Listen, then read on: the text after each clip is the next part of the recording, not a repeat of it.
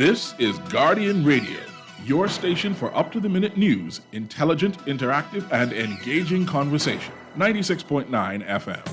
The views and opinions of the hosts and guests are their own and do not necessarily reflect the position of the management and staff of Guardian Network.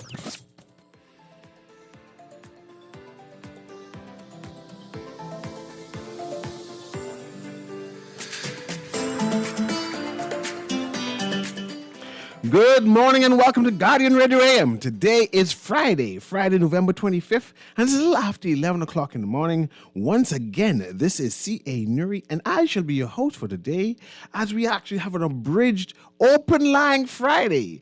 That's right, I'm going to have an abridged version of Open Line Friday because at the 11:30 mark, we should be having members of the Salvation Army who will be updating us on their efforts for their Red Kettle efforts during the Christmas. So I'm kind of excited about that, and I'm just waiting for them to log online. But that's going to be at the 11:30 mark. But in the meantime, if you want to call me and have a discussion on what is trending inside the news, what is trending on social media, or you want me to comment on something, call me up and I'll be happy to entertain that. But I have one or two things, as usual, that I want to speak about. It caught my attention, and I say, hey, let me bring this on the radio and see if anyone else noticing that. Okay, recently, I wonder if I should start that or go on something different, right? I want to bring your attention to the headline in the Nassau Guardian, and I want to ask, what is in a verb? Like, the verb, action word. How important is a verb? I'm reading the Nassau Guardian headline, right? And the headline has renewed focus on shantytown issue, right? And then it went on in interministerial committee to be formed to address building crown land violations. So I underlined some words: to be formed and renewed focus. Renewed focus means that they weren't focused at all before, and now they are now going to focus on something. Then I look at the word to be formed.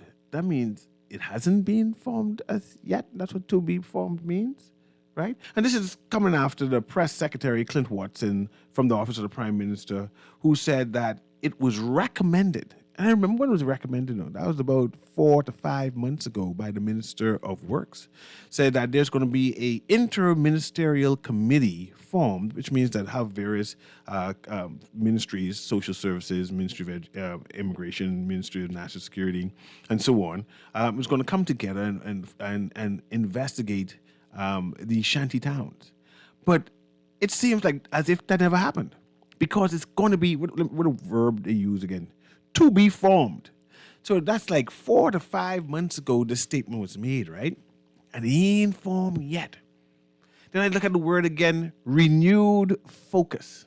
And I said, there's no sense of urgency about this thing. It's Christmas. Nobody puts people out off their houses during the Christmas season. So that's December, that's January. This being from February, being talking about this, This is being from February, being talked about it since the Minister of Works being making comments, Minister of Immigration, Minister of National Security being making comments. This is from last year, February.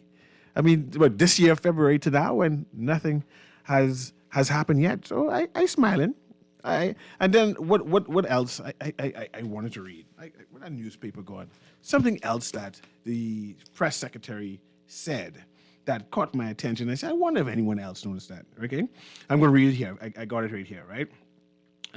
Let's see. Watson said where am I?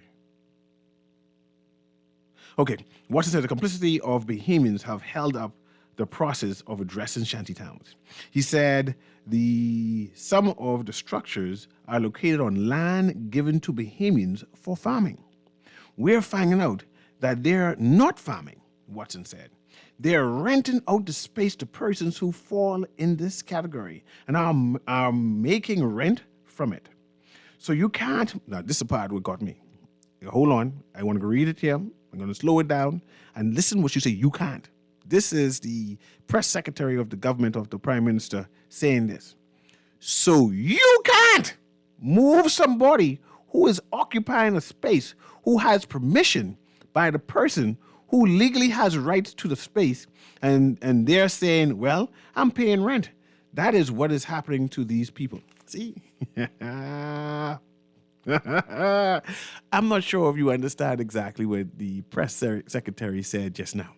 I know if you act, you can't be moving these people who have saying that they have a right to be there because they paying rent. Mind you, in the sentence before, he's saying that the people, the persons who has the access to the land, the title to the land, is it for farming? But they're not farming. They are actually renting it as housing dwelling, right? So that's illegal. And then he's saying that you can't be telling those people that they got to move, right? And then these people ain't get no permits to be living in these space. And he's saying you still can't be telling these people that get to move. It hints towards what is to come, that this ain't gonna be solved anytime soon. Something else I noticed in that same report, right? That same report where it says that this interministerial committee that's going to be formed is going to look at who all is in the shantytown. That's one.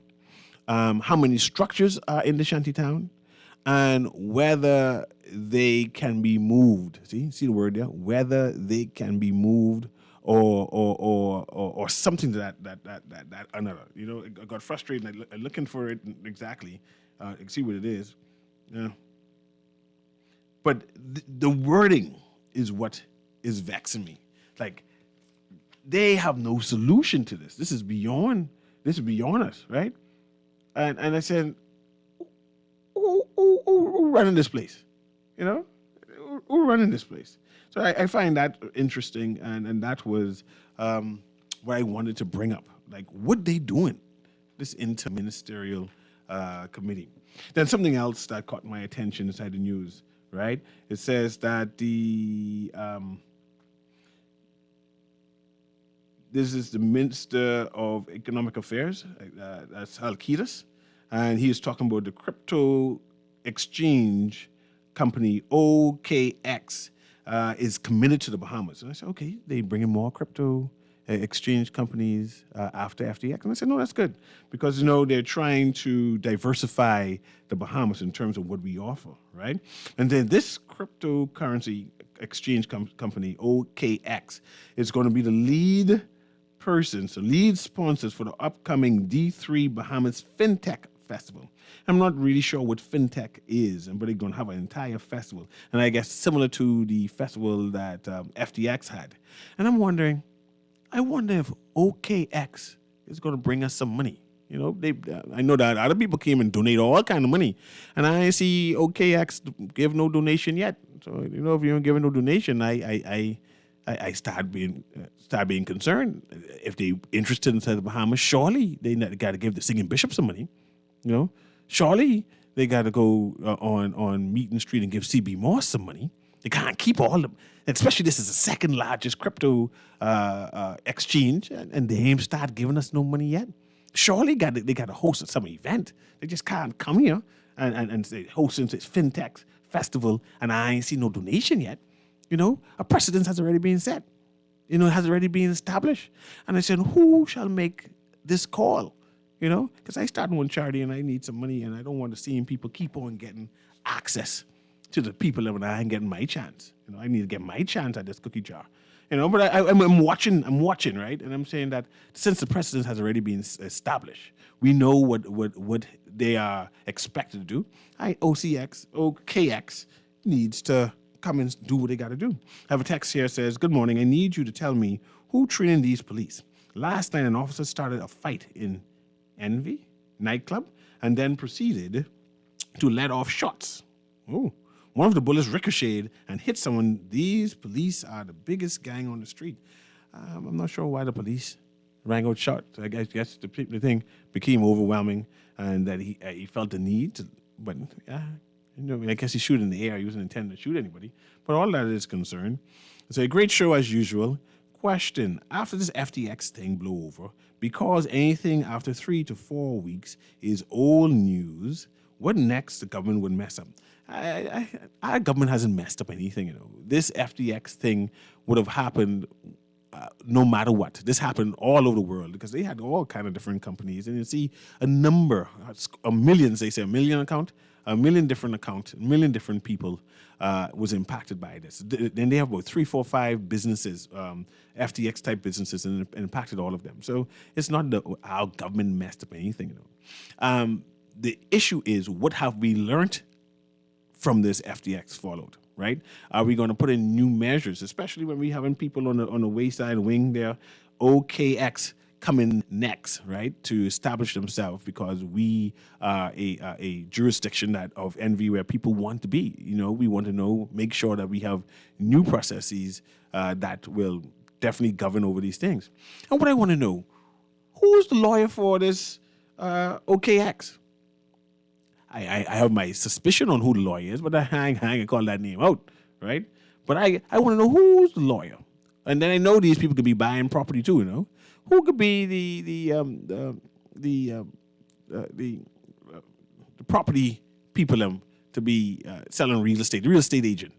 I wanted to be the same people who got benefited from FTX. I mean, we all got to have the right to make some money, and I ain't gonna be mad at them, but sometimes it seems like one person getting everything, all for me at times, And I want to know, should I be entitled to ask such question? Who is the lawyer for these new crypto exchange companies coming in? Because I hear all of them the same people, right? I want to know, or is that private information, right? I want to know who is on these executive board, who all benefiting, if there were any what do you call it? Civil society needed money and donation. Who all getting the money? It can't be the same people, man. There's more charities. But anyway, I see the phone are blinking. So you can patch that caller through as I wait for the Salvation Army personnel to come on. And so we go into some detail about this red vessel thing. Is they on? Patch the caller through. Go ahead, caller. Oh, there's nobody? That line always blinking coming on and nothing. Oh, no, it's blinking out. It's blinking again. But whoever is calling, don't use that line anymore. Let me give you the lines. The lines are 323-6232, 325-4316, 325-4259. Use those lines instead because I have this line that is blinking, and every time it blinks, nothing is coming through. And see, it's blinking again. So if you are that person who is on the line now and you're on hold and it's ringing, hang that line up because we're unable to answer that. And another thing that I noticed in the news that got my concern, where I say I need to hash this out. I need to have a conversation. We have a company that the government denied. I want to pull that up on my phone so I can actually read a piece of that. The government denied them to open their business here, right? And for some reason I'm not getting access to my chats, right? Denied them access to do business. And I say, cool, our government have the right to do such, right? But what I notice is that company is suing the Bahamian government for denying them.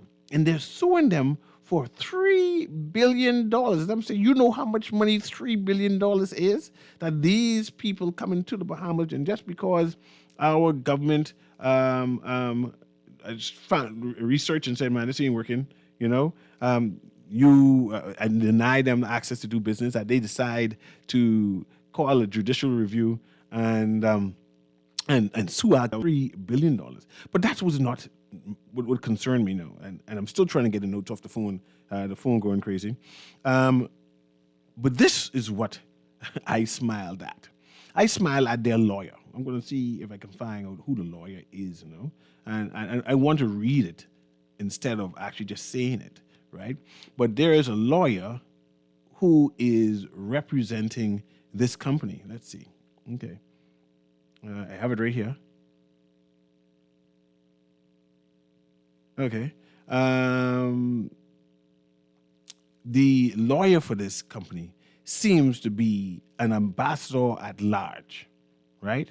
The ambassador at large representing the Bahamian government, who is a KC, and serving as an ambassador, is the lead lawyer for the company that is suing the Bahamas government for the $3 billion. And I'm trying to say, what is going on here with stores? We have one ambassador over there who now is investing in housing, right? Want to open up their own housing business and competing. I mean, I didn't even know if you're an ambassador, you can even get jobs financed by the government. But this is a difference, a new day.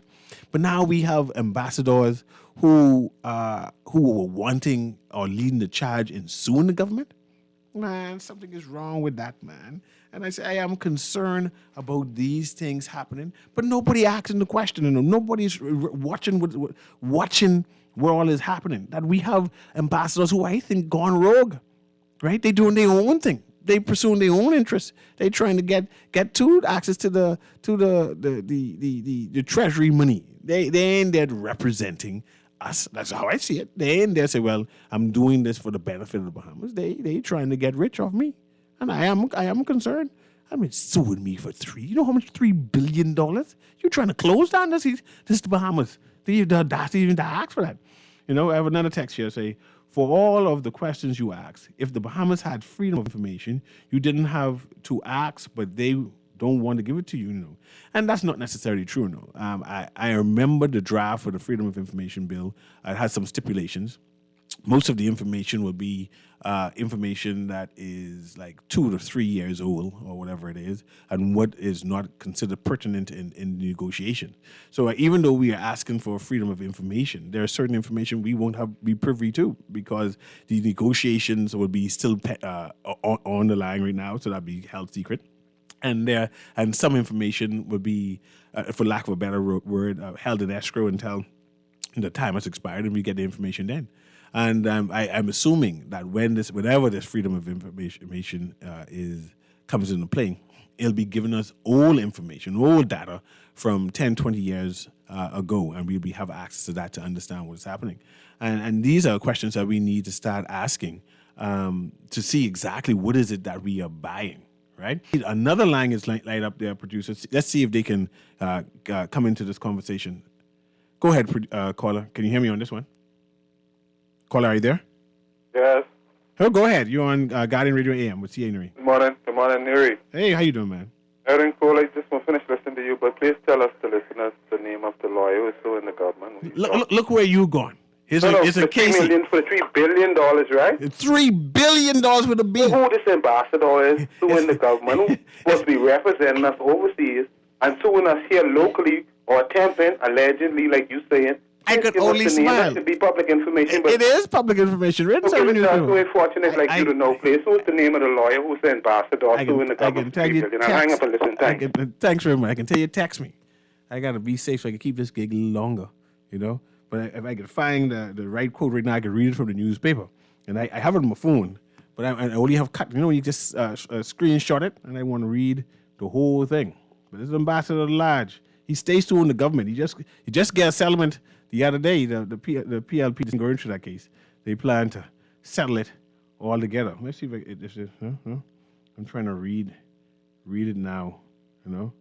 I just shake my head when I read these things. Can I zoom that in? No, you ain't zooming in.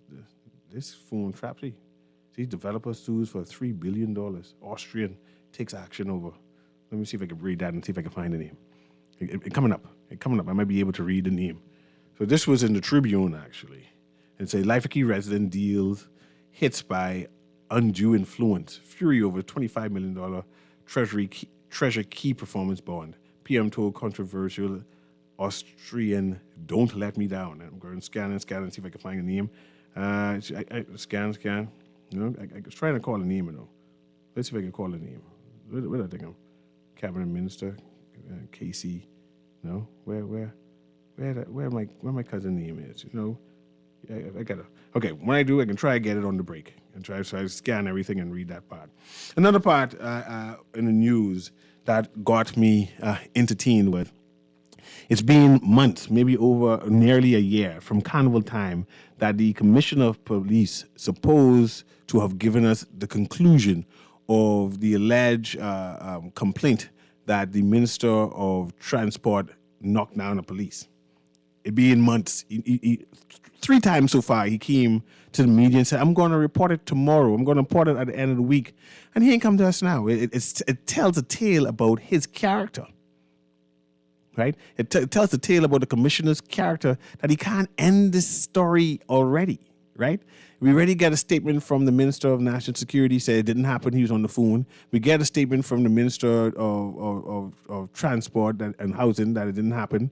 And we have an accusation from the police officer. We have the police association giving a statement. And he said the police is investigating it. He said he's coming back to the public. Then he said that, yes, he's coming back to the public at the end of the week. Then he come back again and say he could be coming to the public tomorrow.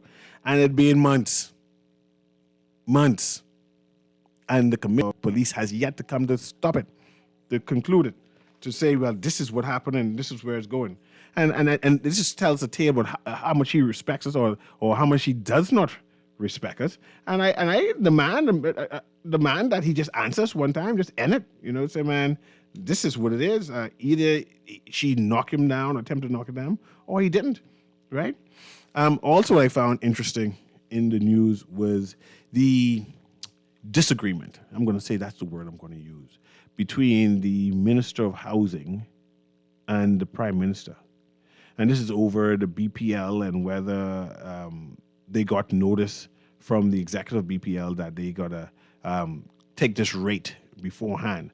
And earlier, the Minister of Minister of Work said, no, they didn't get the information. And the lady on said, yes, they did get the information and was forwarded to the Minister of Finance.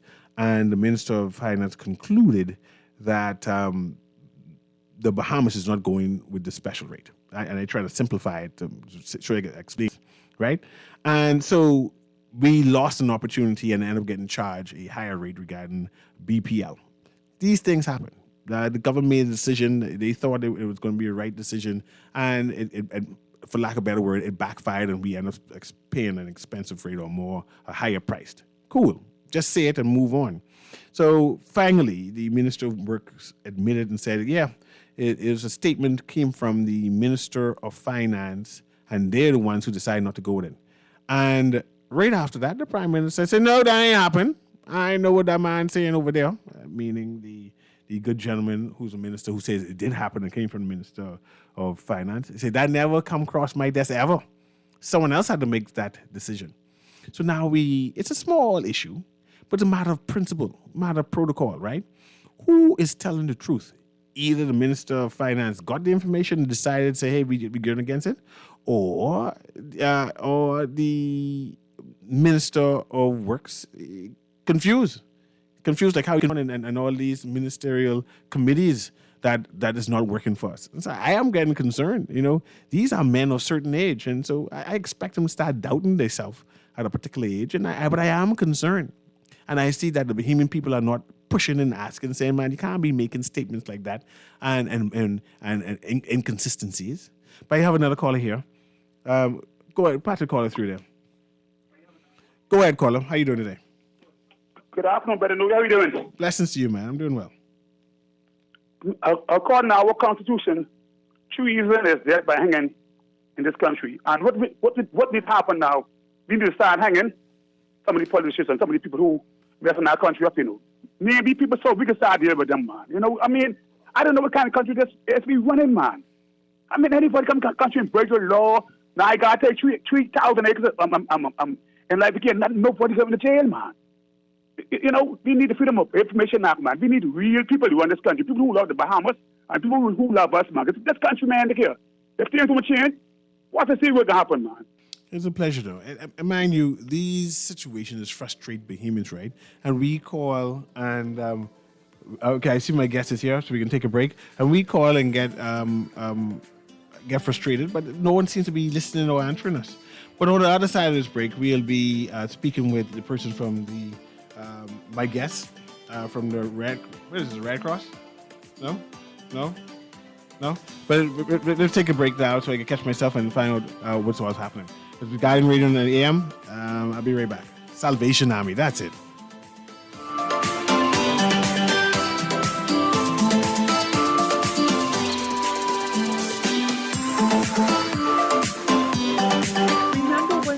was just a sound effect, when your living room wasn't your gym, when a cough didn't scare people away, that was the good old days.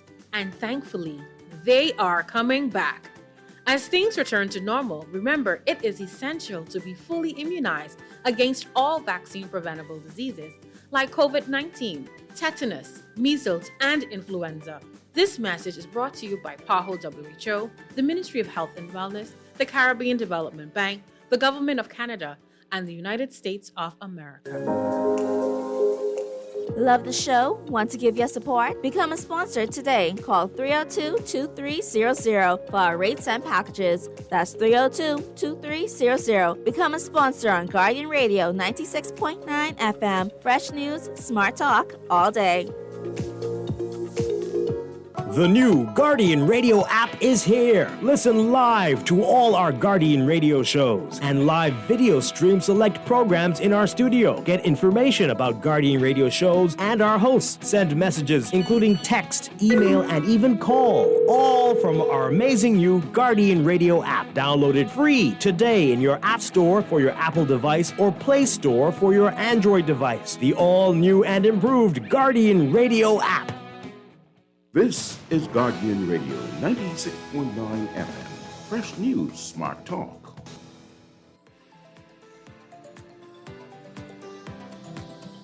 And welcome back to Guardian Radio in the AM with CA Newry, and I have representatives from the Salvation Army, actually, and they're going to be giving me some information about their Red Kettle campaign, which they do every holiday season, and I'm kind of excited about that because this is one of those things that you should feel obligated to participate in, and when I pass, I make change to drop something inside that kettle. But I want to know more information for that. And I know I have Miss Coakley is on the Zoom. Also, I think that's Mr. Deems there also. But I got to have them introduce themselves and to just get some more information about what is happening, what is the objective, how successful they are. So I'll start with Miss Coakley. Are you there? Yes, morning. I'm here. Go ahead. We'll start with you, and then you can have everyone introduce themselves. And again, give me some detail on what exactly is this Red Kettle campaign that you're doing. Christmas is drawing near, and it's that signature, iconic red kettle that you see across New Providence, the Berry Islands, Grand Bahama, and Eleuthera.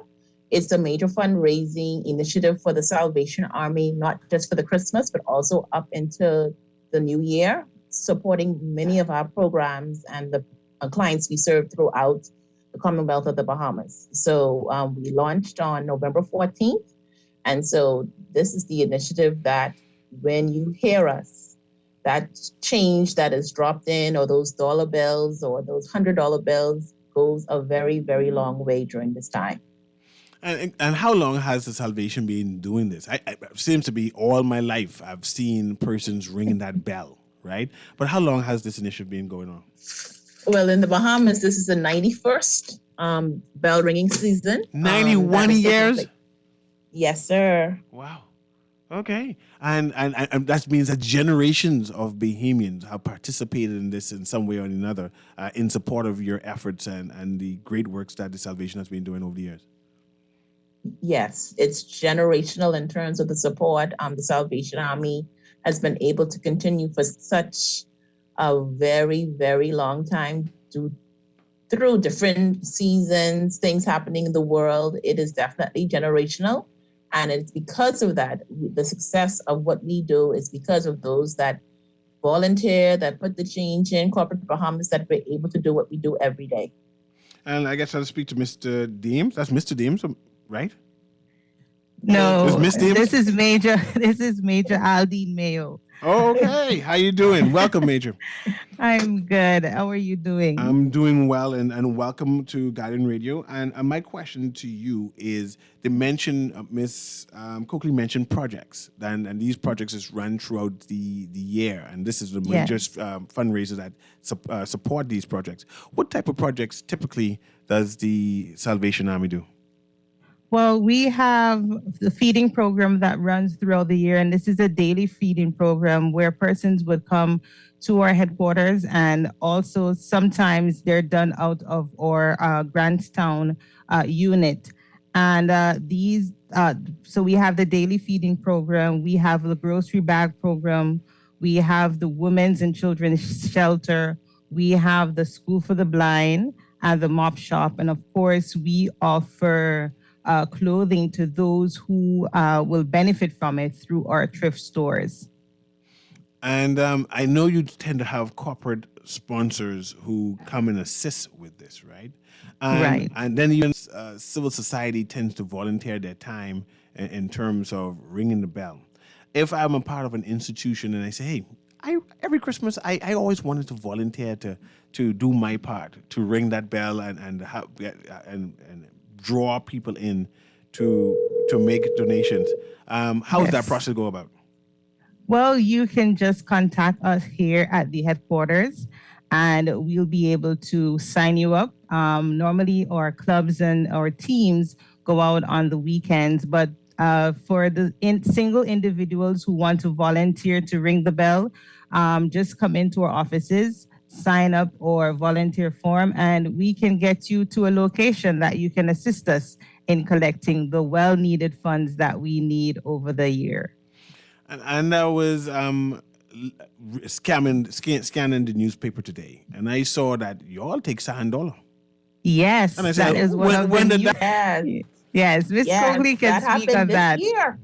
Tell me about that, right? Because I'm still trying to work out how, because I have $50 on my wallet, right? Definitely, you can send it to us. I can transfer that. I because I have no idea what I could use it on, and now I see a purpose now. Tell me about that and how I can transfer this $50 to you all. Miss Coakley, you can go ahead. Okay, well, yes, we are in the digital age. And for those that are cashless, yes, you can transfer from your digital wallet. The Salvation Army's name is Salvation Army at sandollar.ps. So once you go into your wallet, pull up our name, you can transfer the amount, and it is instant. We've been doing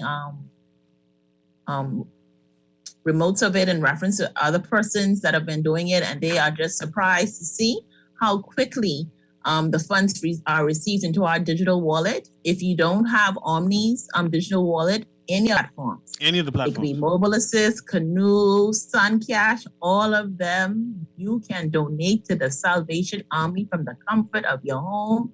You don't have to be in Nassau. You could be on a family island, and we could still receive that donation today.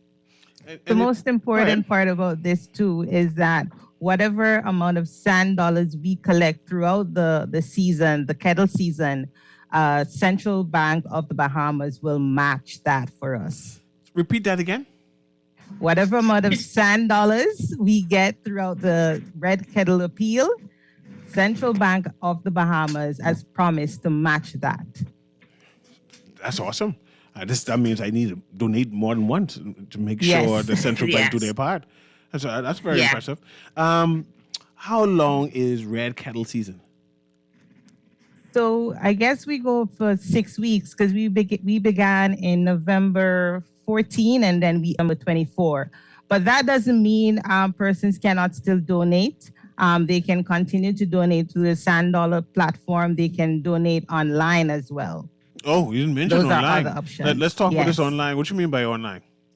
Miss Coakley, go ahead. Well, what you can do is you can log on. Once you log on to your laptop, mobile device, and you type in the SalvationArmyBahamas.org website, there's a donate link, and you can make your donation via your bank to our bank. Okay. So there are multiple ways of not just physically giving us your cash as donations, but from the comfort of your home. A lot of persons are now doing that for us. Or Sand Dollar is now the new initiative that the Salvation Army is happy to be partnering in with the central bank. And so, or when you're living out of the malls and the shopping places and the food stores, definitely we can also take that spare change. And Waz and mom just texted me, right? And she said, does the Salvation Army still do those mop and brooms? Yes, we do. My mom listening, so you need to give me some details because she just texted me in the middle of the show. Say, ask me to mop and broom, please. So let me do that, please. Go ahead, please. Can we go ahead? Okay, well, the mops are made here, right here off Mackey Street in our workshop by visually impaired employees. They are quality mops. They're long-lasting mops. They can be found throughout New Providence and in Grand Bahama and some of the family islands in their food stores. And that's another way of supporting the Salvation Army. If you want some wholesale orders, you can always call our office and we can do that. But definitely the local food stores do buy from us. And that is another way of supporting the programs and the services of the Salvation Army, in addition to having visually impaired adults engaged in gainful work, independent, and able to contribute to society just like you and I. That's awesome to know, and I want to say thank you for your efforts regarding that to empower Bahamians who are here to make sure they're gainfully employed and can do stuff like that. So I'm gonna, since my mom already texted me, I gotta at least stop and find out and buy an extra mop to make sure that happens. So definitely. Yes. But where all can we find your bellers and the red kettle? Well, all across New Providence. Of course, you can find them at the malls, the Super Value, the quality markets. You could find them at the banks, in where's the places. This year, we're partnering with NIB on a specific day, so we're very happy about that. Coming up in December. So there are kettles at the Berry Island. So definitely you will find, or you will hit the kettlebell where we are just doing our small part as those that give to us, help those that are most in need within our community. The vulnerable amongst us. And I just want to encourage people to make sure when you go to the malls and even the gas stations, wherever it is, to remember the Salvation Army. And every small change counts, you know? So whatever you have, you just drop it inside there, even if it's just $1, you know? And I go to the mall often. So if I go there 5 times a week, I drop $1 inside that, and it adds up. It adds up. Yes, it does. And definitely with this digital wallet, I can say cheap no more and say, I only have $1, so I can drop it in, because I use the excuse. I only have the $1. Now I can actually transfer that $50 one time and leave some substantial money there. Yes, you can. Yes. But I'm going to sum things up now. What do you want the listening audience to know about what's happening again?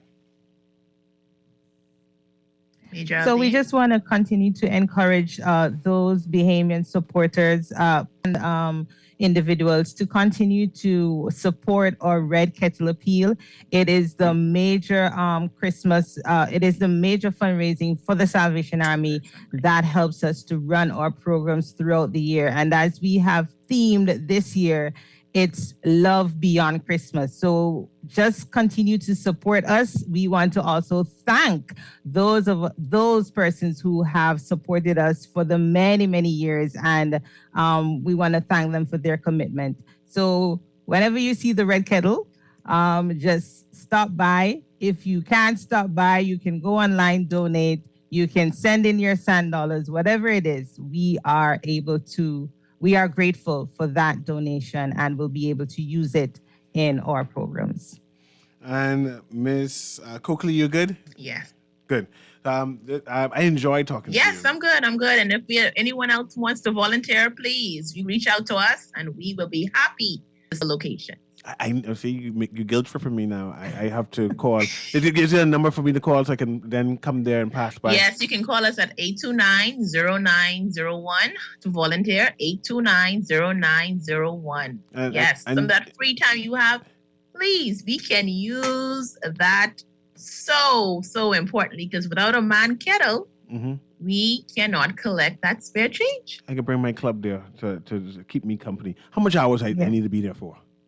You have to do a minimum of 4 to 5 hours now. Okay. You bring in a club. Yeah. It's individual, it's a little bit different. Okay. I could do shift. This could be done. Yeah, you can do shifts. It goes by so quickly. Yeah. So that's a deal then. Thank you very much for joining me today. I'm definitely going to push the effort.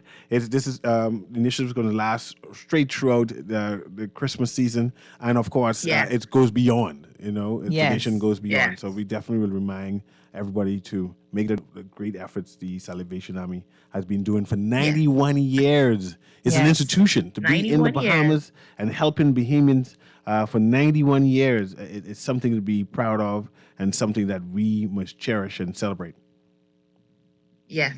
Thank you so much. Thank you so much. But thank you very much for joining me. We're going to take a quick commercial break and we'll continue the show. Okay. Thank you.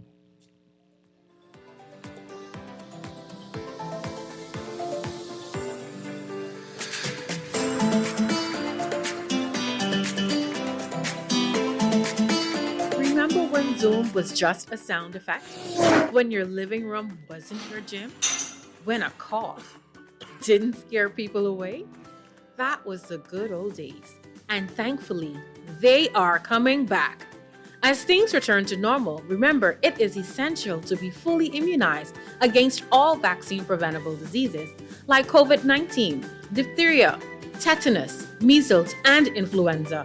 This message is brought to you by PAHO WHO, the Ministry of Health and Development Bank, the Government of Canada, and the United States of America.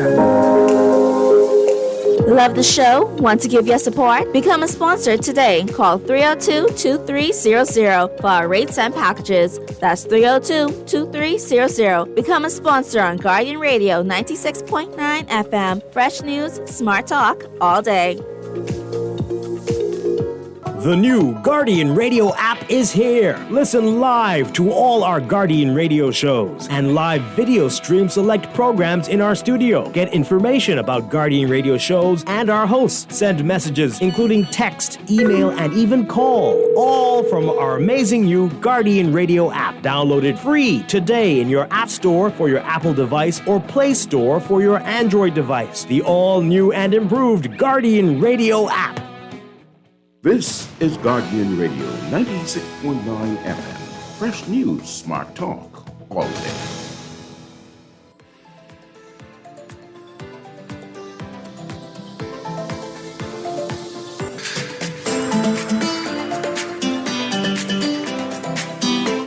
And welcome back to Guardian Radio in AM with CA Newry.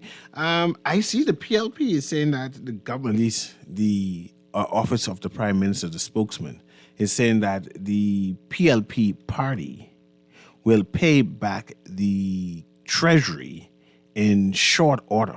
There's no definite date for it, but they said they're waiting on receipts. It's been a couple of weeks now, but they're still waiting on receipts. And as soon as they get the receipts, payment will be made. They're not sure exactly how much money, and they didn't give any detail as to what type of receipts are they waiting on. I assume it's hotel, or because it's a delay, I assume it might be expenditure and stipend that they give the persons who traveled on this trip. But other than that, it should have been easy to get this money receipts by now. But we wait patiently. It is what it is, right? But I have some text here. One text is asking about the carnival and when the carnival coming, or will it be coming this year? Of course, the carnival coming this year. We sent those people home early and they ain't make no money last time.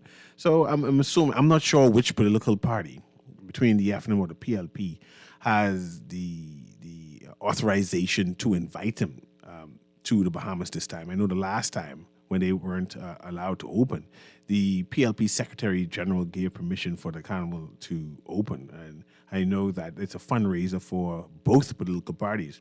1 year the PLP gets it, and the next year the FNM gets it.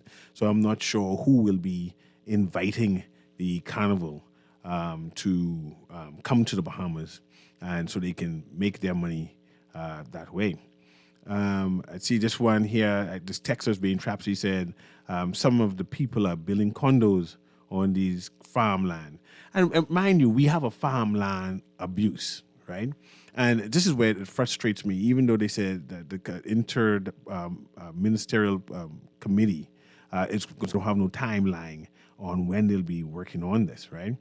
They said, how can you have a farmland and they have a housing complex on it? Automatically, I assume that whatever permit you have is gets taken, gets revoked, and then you tell the people to move.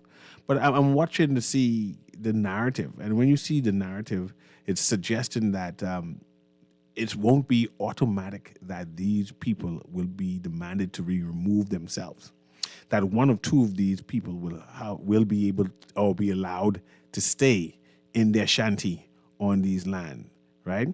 And I'm not sure if the Bahamian people are recognizing that that is being said or suggested, right? It's between the lines. We're saying that we're investigating, and if this one happens, we can do this. And there might be options where some people are unable to do that. And I am concerned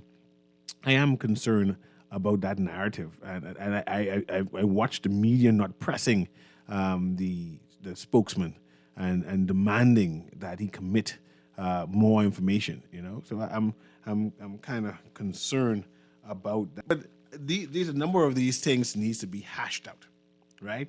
I still believe that the information between the Minister of Works and the Prime Minister, and if they got it was the Minister of Finance who said that we're not going through with this BPL hedge fund thing, that needs to be plain. You don't need to be playing with the Bahamian public saying that I don't know and I was not aware. When, as the Minister of Finance, you should be aware. Someone had to give the order, or just say that well, it wasn't me. However, this one gave the order in my stead, and I give him the authority in proxy to do it. But the idea that you're leaving it open and for so long, you're reminding me about as if he's the commissioner of police dealing with this minister knocking down the police thing, just waiting for so long, allowing people to just make up stories as it go along. Something is odd with it. I was entertained by the quiz and how the powers that be were able to pull that speech up and remind Kwesi of his last speech, and we need more of that. We have too many dual-face politicians saying one thing on the side of their mouth and saying something on the next mouth, on the side of the mouth, right? 1 minute, FTX is the best thing since sliced bread, and next thing, why you all let these people come here? And it was disingenuous. And I'm glad that they were called out. I see political mischief is brewing as usual, and it's very unfortunate. I see that they are making fun of or agitating or suggesting that Lanisha Rowell is being investigated, and we found that that's not true. That was a lie, right? But there are people who are politically mischievous and who will do a good spin. And of course, when you do a good spin, it'll be picked up and people repeat it, and it becomes gospel. And even the established media without checking, and I guess they were concerned or curious to see what it was. But come to find out, none of it happened. And then we still have talk show hosts who continues that narrative, knowing that it's not true. We still have bloggers continuing that narrative, knowing it's not true. And you just don't do that to people, man. You wait till the investigation has happened, or if there is an investigation, established one, but you don't defame and diminish people just for political clout, and it's most unfortunate. I see I have one of two more texters who are vexed about what is happening, but I'm being vexed and not saying anything, doing anything about it. It makes no sense. We need you to call your member of parliament and complain and ask them to mention it in the House. But I'm still concerned about the what's happening with these ambassadors, because I want to know what their duties are, what they can and cannot do. I am concerned that they're able to go into private business and using government-sponsored funds, knowing that you are part of the party. I am concerned that the ambassador can be a lawyer who is suing the sitting government that he represents. It ain't normal, right?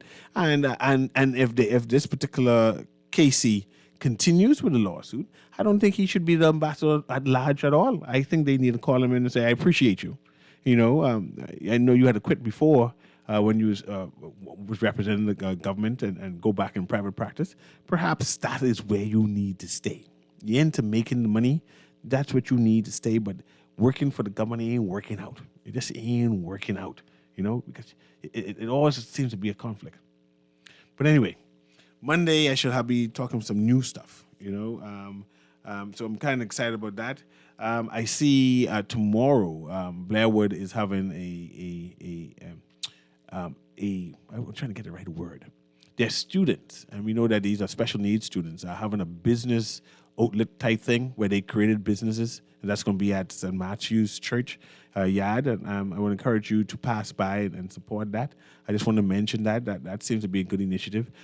These children needs encouragement, right? And the idea that they can be innovators and entrepreneurs on their own and come up with concepts that they can open their business and survive post their high school time is something commendable. And I want to see exactly what they came up with, what ideas they came up with. So I would be definitely supporting that. This has been Guardian Radio in AM with C.A. Newry, and I shall be back next week. Have a wonderful day.